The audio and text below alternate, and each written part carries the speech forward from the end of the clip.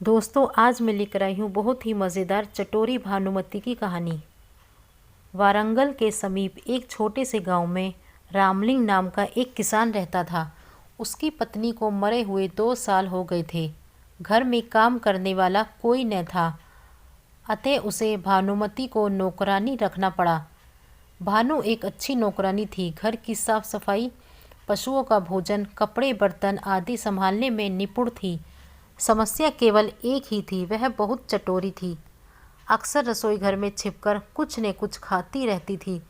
रामलिंग ने उसे 1-2 बार रंगे हाथों पकड़ा, पर भानु पर कोई असर नहीं हुआ। वह साफ झूठ बोलकर बच निकलती।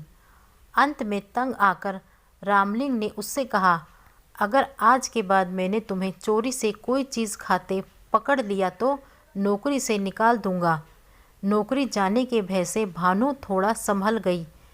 एक दिन रामलिंग अच्छी नस्ल का जहांगीर आम लाया। उसका दोस्त अनंत आने वाला था। उसने भानुमति को बुलाया। सुनो, इस आम का छिलका उतारकर टुकड़ों में काट दो, दोनों मज़े से खाएंगे। भानुमति को आम बेहद पसंद थे। मन को लाख समझाने के बावजूद वह रुक न सकी।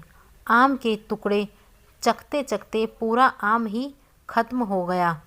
तभी रामलिंग की आवाज़ सुनाई दी, भानुमति आम काट कर ले आ, अनंत आता ही होगा। अब तो भानुमति की आंखों के आगे अंधेरा आ गया। उसे नौकरी जाने की चिंता होने लगी।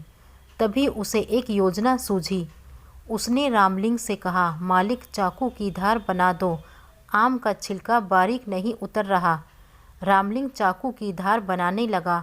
दरवाजे पर अनंत आ पहुंचा। भानुमति उसे एक कोने में ले जाकर बोली, लगता है मालिक तुमसे नाराज़ हैं। चाकू की धार बनाते बनाते बुड़बुड़ा रहे थे कि आज तो अनंत की नाक ही काट दूंगा। अनंत ने भीतर से झांककर देखा। रामलिंग मस्ती में गाना गुनगुनाते हुए चाकू तेज कर रहा था। बस फिर क्या था, अनंत सिर पर पांव रखकर भागा। भानुमति ने रामलिंग से कहा, मालिक आपका दोस्त मुझसे आम छीनकर भाग गया।